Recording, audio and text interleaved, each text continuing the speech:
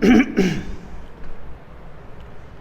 alaikum dear students, hope you all will be fine. اپنے سابقہ lectures میں first year English کے مختلف ٹاپکس سبجیکٹ وائز جو ہم نے اور ترتیب وائز تھی اس کو لیکچر میں لائے تھے. آج ہمارا لیکچر نمبر 16 فرسٹ ایئر کی انگلش کی بک 1 میں سے گلستان آف سعدی کے بارے میں ہے. گلستان آف سعدی شیخ سعدی اس کے رائٹر ہیں. شیخ سعدی ایک بہت بڑے داستان گو گزرے ہیں. ان کی حکایات جو گلستان آف سعدی میں درج ہیں وہ حکمت سے بھرپور ہیں اور اس میں انتہائی باکمال قسم کی حکایات تحریر کی گئی ہیں. ہمارے سلیبس میں ہمارے اس لیسن میں ان کی 3 حکایات کو شامل کیا گیا ہے جو خاصی سبق آموز ہیں اور ہمیں ان میں خاصی عقل و دانش کے قصے ملتے ہیں. جیسا کہ آپ جانتے ہیں کہ شیخ سعدی ایک عظیم داستان گو تھے. ان کی حکایات علم و دانش سے عقل مندی سے بھرپور ہیں. پڑھنے والے ان سے لطف اندوز بھی ہوتے ہیں اور اس کے ساتھ ساتھ وہ اس میں خاصا سبق بھی سیکھتے ہیں. گلستان کا ترجمہ مختلف زبانوں میں ہو چکا ہے. گلستان کی اہمیت کا اندازہ آپ یوں بھی لگا سکتے ہیں کہ مختلف لوگوں نے ان حکایات کو اپنی کتابوں میں ریفرنس کے طور پر استعمال کیا. تو یہ باکمال قسم کی حکایات ہیں جو گلستان آف سعدی مختلف زبانوں میں ٹرانسلیٹڈ ہیں. ہمیں ان میں 3 حکایات جو ہمارے سلیبس میں شامل ہیں ان کے بارے میں ہم انٹروڈکشن دیتے ہیں.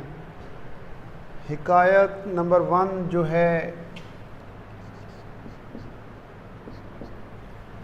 اس میں ہمیں یہ بتایا گیا ہے کہ ہمیں کسی ان دیکھے خوف سے خوف زدہ نہیں ہونا چاہیے. ایسا ڈر خوف جو کسی بھی خطرے میں ہمیں محسوس ہوتا ہے جب تک ہم اس میں انوالو نہیں ہو جاتے، جب تک ہمیں اس کا تجربہ نہیں ہو جاتا تو ہمیں اس اندیکھے خوف سے خوف زدہ نہیں ہونا چاہیے. تو اس میں بھی کچھ ایسا ہی ہے کہ ایک بادشاہ جو کشتی پر سوار تھا، سمندری سفر پر تھا، اس کے ساتھ بادشاہ کے ساتھ کشتی پر اور لوگ بھی تھے لیکن بادشاہ کے ہمراہ ایک غلام اور ایک سارجنٹ بھی تھا، محافظ بھی تھا. اب کچھ دیر کے بعد کشتی سمندری طوفان کی زد میں آ گئی. تمام لوگ خاموش رہے، باشمول بادشاہ کے بھی خاموش رہا. لیکن ایرانی جو ایک غلام بیٹھا تھا وہ اس طوفان سے اتنا خوف زدہ ہوا کیونکہ اسے کسی طوفان کے خطرے کا تجربہ نہیں تھا، اسے کشتی کی سلامتی کی اہمیت کا اندازہ نہیں تھا. وہ چیخنے لگا، چلانے لگا اور اس کا چیخنا چلانا، ایک تو طوفان، دوسرا اس کا چیخنا چلانا تمام لوگوں کے لیے بڑی بے سکونی کا باعث بن رہا تھا. تمام لوگوں نے اسے خاموش رہنے کی تاکید کی لیکن وہ غلام ڈر خوف سے اتنا چیخ و چلا رہا تھا کہ سب کے لیے بے چینی کا باعث تھا. تو بادشاہ کا جو محافظ تھا اس نے بادشاہ سے اجازت چاہی، اگر آپ کی اجازت ہو تو میں اس غلام کو خاموش کرا سکتا ہوں. بادشاہ بڑا حیران ہوا. تو بادشاہ نے ظاہر ہے اجازت دینی تھی کیونکہ وہ بے چینی کا باعث بن رہا تھا. تو اس محافظ نے اس غلام کو دوسرے لوگوں کی مدد سے اٹھا کر سمندر میں پھینک دیا. جب وہ غلام ڈوبنے کے قریب تھا تو محافظ نے اور دیگر لوگوں نے اسے دوبارہ کشتی میں کھینچ لیا. بامشکل ہی اسے بچایا گیا، یعنی کہ وہ ڈوبنے کے قریب ہی تھا. جب اسے کشتی میں دوبارہ لایا گیا تو وہ بالکل خاموش ہو کر کشتی کے ایک جانب دبک کر بیٹھ گیا. یہ بات بادشاہ کو بڑی عجیب لگی کہ وہی غلام جو کچھ دیر پہلے خاصا چیخ و چلا رہا تھا وہ اب خاموشی سے بیٹھا ہے. یہ عجب سی بات ہے. تو بادشاہ نے استفسار کیا غلام کہ اس خاموشی کے بارے میں، تو سارجنٹ نے کہا جناب یہ ڈوبنے سے پہلے کشتی کی سلامتی کی اہمیت کو نہیں سمجھتا تھا، یعنی کشتی سیفٹی تھی، محفوظ تھا، ڈوب نہیں سکتا تھا۔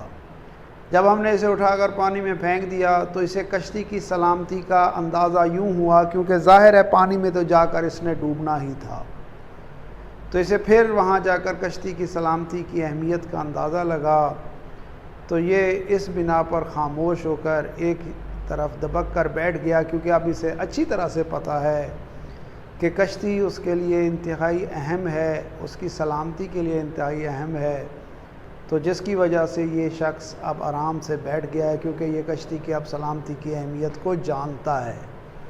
تو یہ بات بادشاہ کو بہت خوب لگی۔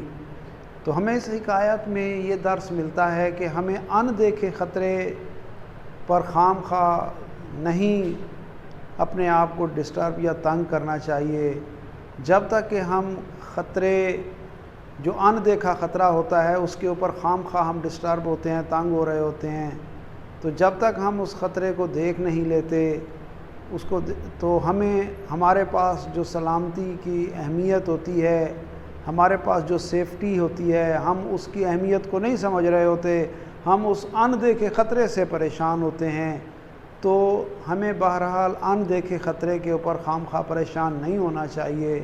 ہمارے پاس جو سلامتی کے مواقع ہیں، سلامتی کی چیزیں ہیں، ہمیں ان کے اوپر اکتفا کرنا چاہیے۔ پہلی حکایات میں ہمیں یہ بتایا گیا ہے، اور حکایت نمبر 2 ہے اس میں ہمیں بتایا گیا ہے کہ نوشیروان جو ایک بادشاہ تھا، انتہائی عدل و انصاف والا بادشاہ تھا، اس کی انصاف کے چرچے بہت دور دور تک تھے۔ کہتے ہیں کہ وہ کسی جنگل میں گیا، شکار کیا گیا، ایک ہرن اس کے لیے بھونا جا رہا تھا، لیکن پتہ یہ چلا کہ ان کے پاس سامان میں نمک نہیں ہے۔ نمک آپ جیسا کہ جانتے ہیں کہ انتہائی اہم چیز ہے، تو نمک لانے کی غرض سے جو ان کے پاس نہیں تھا، نمک جو ایک بیسک ایلیمنٹ ہے، سالٹ، انہیں یہ معلوم ہوا کہ نمک نہیں ہے، ہرن تو بھونا جا رہا ہے، تو بادشاہ نے ایک غلام کو نمک لانے کی غرض سے کسی قریبی گاؤں میں بھیجا، تو غلام گاؤں چلا گیا، کچھ دیر کے بعد وہی لڑکا نمک لے کر جب آیا، تو ویسے ہی بائی دا وے بادشاہ نے پوچھ لیا کیا اس نمک کی ادائیگی کی گئی؟ اب آپ لوگ اچھی طرح سے جانتے ہیں کہ نمک نامینل مقدار میں کسی بھی چیز میں ڈالا جاتا ہے، جو سب سے انتہائی کم مقدار ہے۔ تو بادشاہ نے جب استفسار کیا کہ آپ نے نمک کی ادائیگی کی، تو جواب ملا نہیں۔ تو بادشاہ نے کہا کہ فی الفور جا کر نمک کی ادائیگی کریں۔ تو بتایا گیا بادشاہ سلامت یہ تو معمولی سی چیز ہے، اس کی کیا ادائیگی ہوگی، لیکن بادشاہ نے انسسٹ کیا، حکم دیا کہ آپ جا کر نمک کی ادائیگی کریں۔ نمک کی ادائیگی کر دی گئی۔ تمام عمرا جو ساتھ موجود تھے، انہوں نے بالآخر بادشاہ سے پوچھا کہ آپ نے ایک معمولی سی چیز کے لیے نمک ادائیگی کا کہا، لڑکے کو دوبارہ بھیجا گیا، تو بادشاہ نے کہا کہ دیکھو ظلم کی بنیاد ہمیشہ معمولی ہوتی ہے، یعنی وہ کہتا ہے کہ بادشاہ نے کہا کہ ظلم کی بنیاد ہمیشہ معمولی ہوتی ہے، لوگ اس کو بڑھاتے چلے جاتے ہیں اور بالآخر یہ ایک فتنہ، ایک وبا کی صورت اختیار کر لیتی ہے۔ اگر بادشاہ کہتا ہے کہ ایک بادشاہ جو ظاہر ہے ہر کسی سے کچھ نہ کچھ لے سکتا ہے، بذریعہ زور لے سکتا ہے، مانگ سکتا ہے، لیکن بات یہ ہے کہ بادشاہ تو نامینل چیز لے گا، لیکن اس کے متعلقہ جو فوج کے جوان ہیں، اس کے غلام ہیں، وہ اس چیز کو بڑھا دیں گے اور وہ ظلم بڑھتا ہی چلا جائے گا۔ بادشاہ نے کہا کہ ظلم کو بنیاد میں ہی کچل دینا چاہیے، جو اس کی بنیاد معمولی ہے اسی میں ہی کچل دینا چاہیے۔ بادشاہ اس سلسلے میں کہتا ہے کہ اگر ایک بادشاہ اپنے غلاموں کو آرڈر کرتا ہے، حکم دیتا ہے کہ جا کر 5 انڈے لے کر آئیں، 5 انڈے معمولی حیثیت ہے، بادشاہ کے لیے تو معمولی ہے، لیکن جب اس کے متعلقہ لوگ جائیں گے وہ 5 انڈوں کی بجائے پتہ نہیں کتنا کچھ ان سے کہیں گے کہ بادشاہ مانگ رہا ہے، تو یہ ظلم بڑھتا جائے گا۔ اس کے متعلقہ جوان عادی ہوتے جائیں گے کہ بادشاہ کے نام پر ہر چیز لوٹیں، ہر چیز حاصل کریں۔ اسی طرح بادشاہ کہتا ہے کہ اگر بادشاہ کسی باغ میں سے ایک سیب توڑ کر کھاتا ہے، معمولی سا باغ میں ظاہر ہے سیب معمولی ہے، تو بادشاہ کی عدم موجودگی میں اس کے غلام جا کر سارے درختوں کو اکھاڑ لیں گے کہ بادشاہ کا حکم تھا کہ سارے سیب توڑ کر لاؤ۔ ظاہر ہے ظلم بڑھتا جائے گا۔ تو بادشاہ اس حکایت میں ہمیں یہ سبق ملتا ہے کہ ظلم کو ابتدا میں ہی کچل دینا چاہیے تاکہ ظلم نہ بڑھے۔ اگر ظلم بڑھتا جائے، ظلم کی بنیاد معمولی ہوتی ہے، یہ پھر بڑھتا ہی چلا جاتا ہے اور بالآخر ایک مصیبت کی صورت اختیار کر لیتا ہے۔ اپنے اس لیکچر میں 2 حکایات کو ہم نے زیر بحث کیا۔ نیکسٹ لیکچر میں ہم اس کی تیسری حکایات کے بارے میں آپس میں گپ شپ لگائیں گے۔ تو نیکسٹ لیکچر میں حکایت نمبر 3۔ اللہ حافظ۔